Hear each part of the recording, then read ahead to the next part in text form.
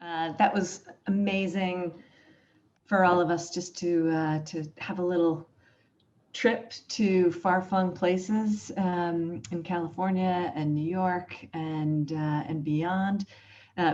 Thanks so much for all the effort that you put into those incredible presentations. You can see from all the questions that I think people really enjoyed it. I also do want to give credit to Katie Levesque, who's going to moderate the questions with me today.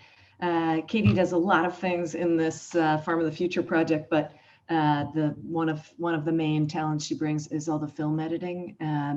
So when these things look beautiful, she's really largely to thank for that. Well, thanks, Ellen. And with that, conscious of time, maybe we'll jump in with some of our questions. I think, Susanna, if you want to come in and ask your question, you really open it up for a good starting point. And I think it ties in with a lot of the questions that I had for our speakers today as well. Oh, great, you're here. Thanks so much, Katie. Yeah, just really blown away. This has been amazing. I am so grateful that these are online to watch over and over again, because I will definitely be doing that. I was wondering what the perceived obstacles are for all of the speakers in terms of adopting these practices. Like, they just seem so self-evidently wonderful. And so just curious whether you see farmer education, consumer education, farmer economic precarity, pressures from commercial interests, farm subsidies. What are the things that are standing in the way of these amazing practices being adopted?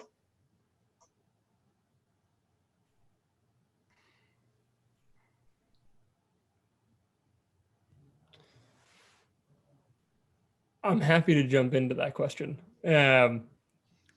Yeah, is this, how do you want to handle question answering? Should we just jump in when we're ready? Awesome. Yeah, that's great. And everyone else can jump in too. Yeah, I would say at the most basic level, it's the economic incentive of these farms. You know, a lot of these practices are not self-evidently profitable for farms to implement, right? So, for example, I would take the simplest example, right? Like, if a farm that's doing row crops is going to integrate cover cropping into their production system, it's not self-evident that they're going to get a gain on a yield basis for their crop for the next 5 years. Even though science is pointing in that direction, it's not for them in the next 2 years really a value add. It's actually increased from a cost perspective. So they need to see kind of the long-term potential gain, and quantifying that and being able to keep that within a margin of error that's reasonable is really a big barrier for a lot of farmers. Yeah, and then I would say entrenched mindsets is a big one. So a lot of folks, they want to do better, but they have a way of doing agriculture that they've been doing for a very long time that they might have learned from X, Y, or Z sources. And so there is a lot of education work that needs to be done, a lot of resourcing, and being able to provide those resources in an actionable way such that they can take the next step, experiment with low risk, yeah, and have resources working alongside them to be able to clarify where things might have gone wrong if an experiment was unsuccessful. Yeah, I'd say those are two key elements. Would anyone else like to jump in with some of their experience? I think this is Dawit. That's a question that's come up before. And, you know, we have like these university extension systems, these land grant institutions that are supporting, you know, these big ag operations like ours. And then you have the seed industry and the fertilizer industry. And so we're always changing our varieties of corn, trying different rates of fertilizer, having experimental plantings on our farms. But it's GMO corn, and we're discovering there's tolerance. We're developing weeds that are tolerant to Roundup. And so their solution isn't to change the way we farm. Their solution is to create an herbicide that counteracts the Roundup resistance. And so I think we need more institutions, more of our universities that are subsidized by our tax dollars to start doing research and extension to support smaller farms, smaller operations, or operations that are more integrating into multiple crops, whether it's both animals and plants. And then one of my, I grow mandarins, Satsuma mandarins, and it's kind of a balance to what I do here for the Nature Conservancy, certified organic. But I love the farmers markets. And I think there is a power to farmers selling their stuff directly to the consumer. That's also pretty powerful. So those are just a couple of comments I hope are helpful.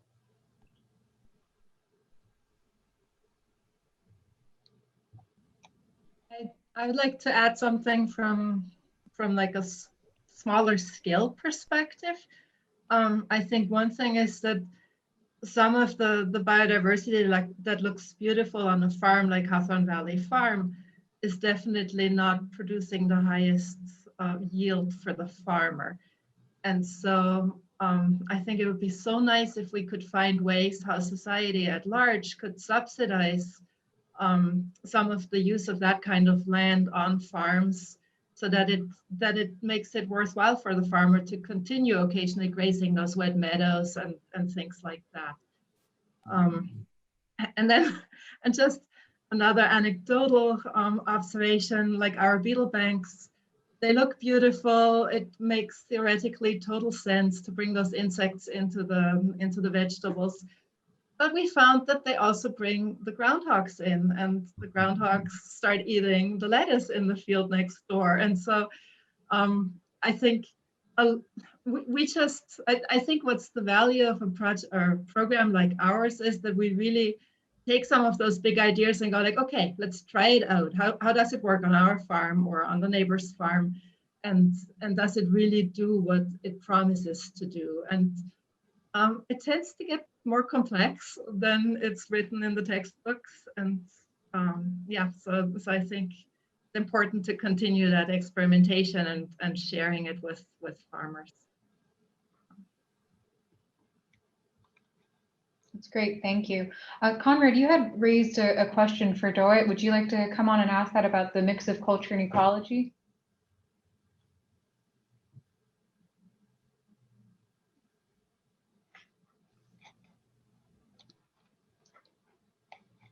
Conrad, this was your question. Typed into the chat. You could just read it, Katie. Okay, no problem. Doit, I think this kind of falls into a question that I had for you as well, is that at the Nature Conservancy, you really do put this perspective of people being at the forefront of your mission. And I think Conrad was wondering what research reports are available to describe the management results that you have, but I'm also interested in some of the examples around community engagement that you've been able to put forward to really bring people together to understand the impacts they have on such a complex issue that is biodiversity, and then obviously really the impact that biodiversity can have on them. Okay. We're a really great organization of creating propaganda. So if you go to nature.org, and in fact, somebody also tagged the Twitter account that TNC has that discusses our community relations on a global scale and some of the local stories and some of the ways we work. So I'm very project centric. And so the way we deal with it is farmers by nature are snoopy. They like looking over the fence line, and they like there are certain places to hang out and have lunch and have happy hour.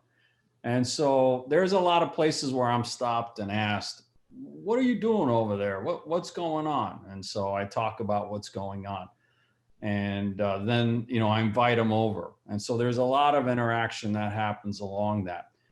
And also, I am kind of the big picture, the overall organizer, but all my managers are local folks who've farmed in this area for generations. And so it's really interesting. They become the communicators within the community. They're the ones that have legitimacy and currency and are believable. And so they create that legitimacy for me. You know, what's this guy from Ethiopia doing in the Sacramento San Joaquin Delta, working for the Nature Conservancy? That takes a little runway to establish. But having really great people that we hire who work for us locally and are out there communicating. And our team meetings are lively too. I mean, we have a person who manages our conservation programs, and one manager refers to her as the bird lady. The bird lady won't let us flood that field or work that field up, or she doesn't want us doing this. And those are her birds. And so to convince my team, who are made up of conservationists and agriculture, they're actually our birds. And the bird lady, by the way, has a name. And let's start referring to her as Emily. And she, you know, and so I think there's a lot of those things we get over, and we've worked enough together now that we have a really good reputation within the community. And I think that's the strength, is being on the land, working it, and getting to know your neighbors is, I think, where the strength of our project is, and where we probably have strengths in other places around the country and the world. That's great to hear. And we see a lot of head nods from your fellow panelists. So it sounds like it's something they agree with and practice themselves. And as always, as we direct questions to specific people, if anyone else wants to jump in from our panelists to answer them, please feel free to. But we'll pivot now to Susan Kohlberg, if you want to come on and ask your question. Hi, thank you so much. This is super excellent and inspiring. I guess this is whoever works with cows and cattle the most, but I feel like I've encountered conflicting information about cows and using them for regenerative purposes to create these more biodiverse farms. Can you, it seems like in the last example, there's a dairy herd that lives out its life, but I am interested in reducing the size of the cattle population on Earth. Do you think, I guess my question in the end was, can we use large animals and let them live out their life without necessarily using them for meat? Is that still like a viable option? I've heard conflicting information on that based on like herd management practice. So that was my question. I would say from an economics perspective, it would be very difficult to justify doing that. Okay. There's actually a funny anecdote here. We work with a grazer out in Minnesota who told us that he offered a share, a no-kill share in his meat shares, and he's historically had no one ever purchased a no meat share.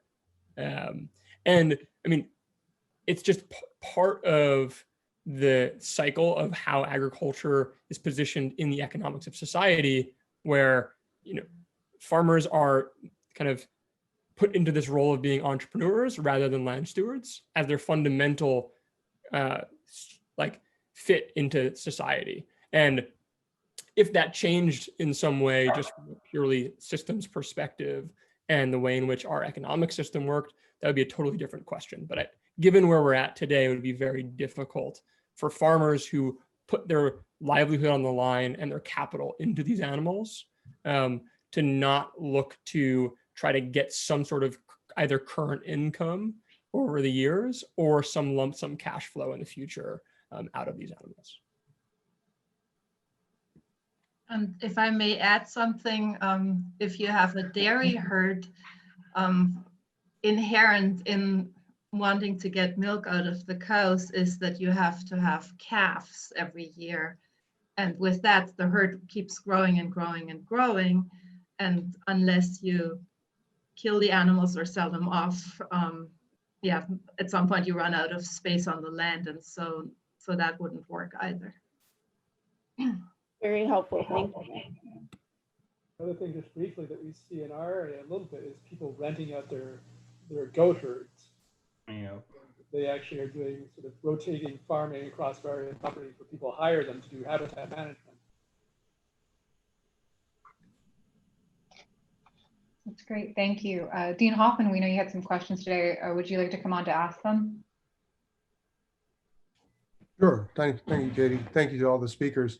Oh, I just, from the veterinary perspective, working in the livestock and poultry sector, the idea of optimizing best practices around designing mosaics and designing better features of the agroforest and agricultural landscape impresses me as being challenging from the perspective of avoiding spillover of viruses and other organisms from wildlife. So I'm looking at these fragmentations. I'm thinking, well, the big problem is land fragmentation around the world and encroachment on habitat, and that's how we got into this pandemic, for example. So what other features, design features, or the intentional features of designing, those land mosaics and those patches and those ideal areas to rotationally graze and so forth, and preserve biodiversity that also counteract the potential for spillover? Are they mutually compatible is the question. We often call it agroforestry, but we also call it anthroforestry.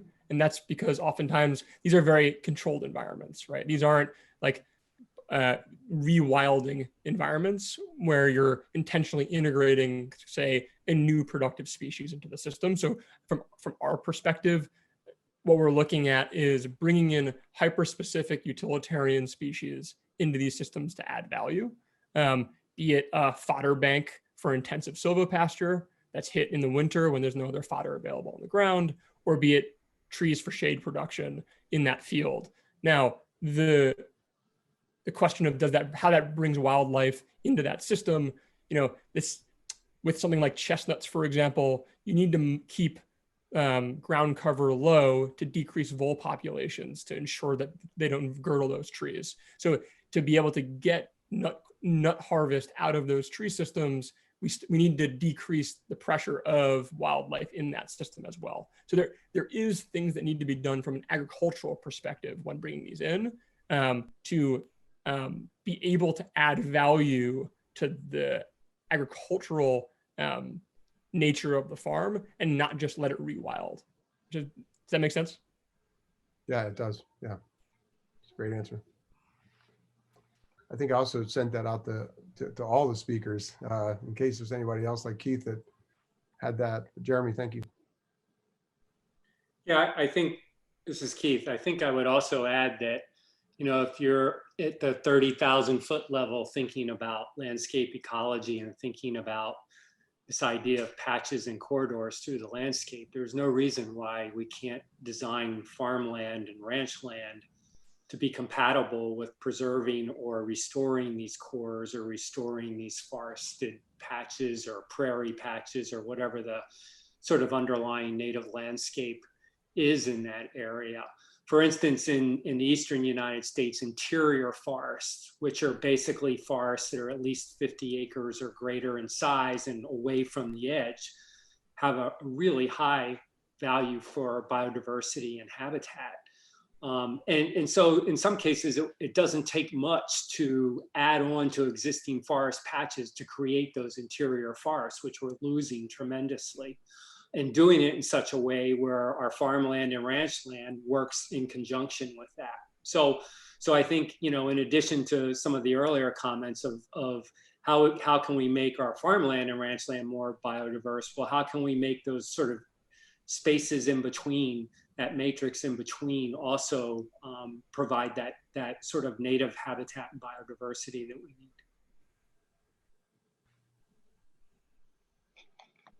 I don't know if this is the appropriate place to ask this question, but Keith, you reminded me, what happens when you're in a situation where we're losing agriculture and farmland? So we're investing in these practices for biodiversity and trying to reinstate these corridors and these patches, but especially around the Philadelphia region, a lot of that farmland's now being developed into suburban areas. Is there any practices that you guys have found to preserve the work that you've worked so hard with farmers who end up selling their land? Yeah, I'm not, you know, we don't work directly with farmers in that case, but we certainly get involved in municipalities and cities and towns where they're looking at comprehensive planning, looking at zoning, looking at development standards, looking at their agricultural community, and really helping them develop this idea of how do you overlay ecology on, you know, that type of thinking on regional planning and community planning. And so what we're always asked to do and get involved with is to try to provide that overlay. For instance, in the Atlanta area and greater metropolitan Atlanta area, we developed an urban ecology framework for that area as it looks to grow, you know, to more than 1.5 million people in the next 20 to 30 years. And so it's the idea of where do you preserve farmland and how do you do it in such a way that fits into this sort of overall ecological framework in conjunction with growth and development. Great, thank you.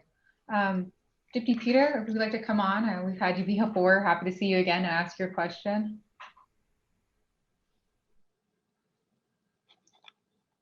Is Deputy still with us?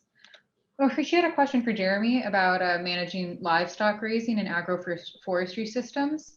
And how do you prevent bark stripping from these trees of livestock, Jeremy, if you wouldn't mind jumping on for that question? Yeah. I mean, the basic framework, how we do it is you plan these systems such that they are excluded areas for a number of years. That's through kind of polywire exclusion areas or along fence rows where those animals aren't actually grazing. And then when they're above browse height, you're looking at them getting to a point where they can tolerate some browse. That's when we allow them into those areas more regularly. So different species have different growth rates in which it takes for them to get to that level. Something like a populous genus, curly poplar, will get there much faster than an oak. And so it's a matter of really understanding the dynamics of what's being planted and when, both planning in that rotation and then understanding when you can let the cattle into that system strategically. Great, thank you. And related, we have another Penn Vet professor with us. Dr. Dow, would you like to come on and ask your question for Jeremy as well? Yeah, sure. This is a really great session. I enjoyed all the talks. I have a couple of questions for Jeremy. I find the agroforestry really interesting and addressing both economic and ecological issues and bringing benefits to all. So I was wondering if you have thought about scaling up. I mean, farmers, they do care about sustainability, and they do care about the environment. And the issue is that we develop and design different strategies and projects.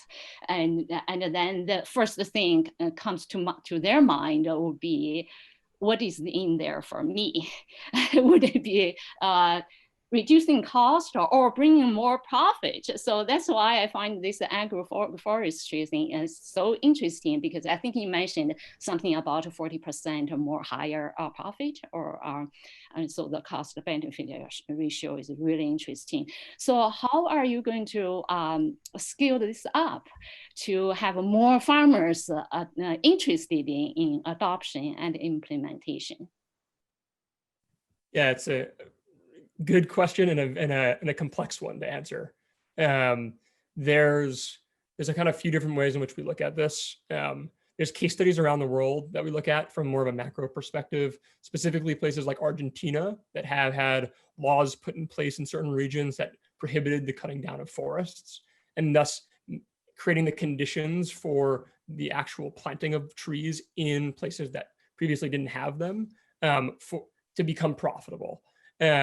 That's at the macro scale when government steps in and creates the changed economic conditions for this to really scale. But more at the kind of micro scale, which is where we really work now, is looking at the scalability of different crop types across different regions and being able to understand what the markets can actually support in terms of the growth and scale of agroforestry specifically. And then it's at farmer to farmer level, it's really being able to understand what a farm itself is capable of achieving, and planning that deployment over time that meets their needs. The hardest thing that's preventing scale right now, more than anything else, is that it's really a farm to farm process to make sure that they're choosing the right 30-year-long asset for the land base. It's to say to someone that you should make that decision very quickly is a very tough thing for most farms, just because it's their legacy, it's their children's life, and inheritance. It's oftentimes their entire value system. And so it's a very delicate conversation with every single new landowner that you want to enroll into a changed system. Yeah, wonderful. So how long it would be the transition if a farmer, a dairy farmer decided to give it a try? How long would the transition be? And during the transition, imagining a few years, how about the cost benefit issue? Would the family be still able to make money and during the while transitioning? Yeah, great question. It depends on the crops that are chosen for that system. So shrub fruit, tree nuts, specialty crops, timber, all have a different life cycle through to break-even point on those systems. If they're doing things like fodder crops, the return on that cattle, or shade, the return on that cattle benefit also is included in that. Yeah, I would say from how fast they can transition, it can be a 2-year transition, it can be a 10-year transition for a given farm. It's really dependent on how fast they want to move, and then on the back end, it's limitations to the supply chain of tree stock available for the systems that are being planned. Thank you. Yep. Great, and I see we have a question from Lamont Garber, who actually participated in another one of our sessions. It's great to see this intersection dialogue. If you want to come on and ask your question, Lamont. Yeah, I was specifically interested to hear about what gets planted in the biodiversity strips for Jeremy's projects, and I know that probably differs depending on the farm environment. But I think the wider issue is this question around strips is one that's very relevant for Pennsylvania with our very large number of small farms with small fields, and the planting of, be they beetle banks or pollinator strips, is something that a lot of farmers could actually digest and think about and maybe implement versus a wholesale changeover from their farm. And so what to plant in those areas is really important. And it was great or interesting to hear Claudia's experience with groundhogs, because voles, as Jeremy mentioned, would be our big concern when we're planting forested buffers. So throw that to Jeremy, but any of you. Yeah, I mean, I would love to hear everyone else's thoughts, because we're by no means the specialists in biodiversity buffers, but we lean heavily on places like the Audubon Society to give us high quality recommendations depending on the region that we're in. And it ranges, everything from like basswood all the way through to alders, all the way through to oaks and maples. I mean, it really depends on the farm, what they're trying to achieve. Do they want to get an aesthetic function out of it? Are they looking to get tree-like buffers or more shrub-like buffers? It's what is our aim in terms of pollinator benefit, in terms of insects, in terms of beetles, et cetera. So that all gets answered kind of based upon what the farmer is interested in. Yeah, I would agree on that. And a great resource is the Xerxes Society for Insect Conservation. They have a wonderful website that provides regionally specific suggestions for plants, particularly with an eye towards insect conservation. And I think in general, we just recommend to whenever possible, to use native species to the particular area. Yeah, in many states and communities, there's native plant societies too that have a wealth of information on native species for riparian areas or buffers or any of those things. And really, if you're just trying to mimic the natural plant communities in your surrounding area, then you'd be doing well. I don't want to be a wet sock, but I think it is important to consider the context when you're considering these different types of management schemes. And so I really wish we could have stronger information showing the relevance of these strips to production in the Northeast. I think a lot of the data that we have comes from the Midwest, comes from California, comes from Europe, and it's a different landscape.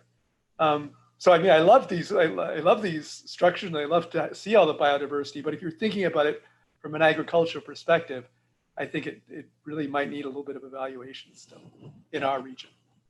Yeah. We would certainly agree with that. I think what we look to try to do with the buffers that we're designing is what is the direct gain. So putting in a willow buffer, what's the amount of dry matter that might come out of that for a cattle? For cattle that might be grazing that willow in that buffer, for example. Yeah, I'm glad you brought up the context issue because on the coast we grow, I think like 60 or 70% of the greens that the nation consumes. And we have a couple of rivers that we worked on, and we were getting farmers to plant hedgerows and buffers and all of that stuff. And then there was the salad mix issue where there were where people, I forgot, it's not E. coli, but it's there was a contamination. Salmonella. Yeah, contamination of the vegetables. So buyers like Walmart and those guys basically came and dictated that all the buyers dictated that the farmers clear the habitat on the edges, so you don't have animals coming in and contaminating these fresh cut vegetables. And it became a health issue. And so again, you know, it's dealing with the risk associated with that, and also dealing with the marketplace and who's actually calling the shots on some of these situations. We have a lot, we produce 90% of the world's almonds, and each almond takes a gallon of water to grow. And they're also having huge problems with finding bees for pollination. And so we've tried to get, there's been moves to try to get almond farmers to plant these hedgerows. And so in a place where water is scarce, people look at them and say, oh, I don't want to contribute any water to this. Or where the nut is actually shaken out of the tree and then swept off the ground. Things like cover crops and practices like that get in the way. So it really is taking on each crop and each zone and each area over a period of time and finding solutions and practices that work for it. And so I just thought I'd tell those anecdotes just to give you an idea of the flavor of the kind of challenges we run into here in California. Thank you. Well, thank you all for such a productive and fruitful conversation. I'm sorry to say that we're already coming up on time, so maybe Ellen, I'll throw it over to you for a final word for this session. Only that it would be amazing to have you all, you know, ask each other questions and get into to some of the possible, you know, combinations of your ideas. So I think we need to schedule some future conversation. Thank you so very much. I think everyone really loved this session and found new things in it. To everyone who joined us, we're not here next week. We're taking a week off, but we'll be back on November 11th with a pretty amazing slate of farmer innovators, and you'll get a little bit of farm visit then to some amazing places.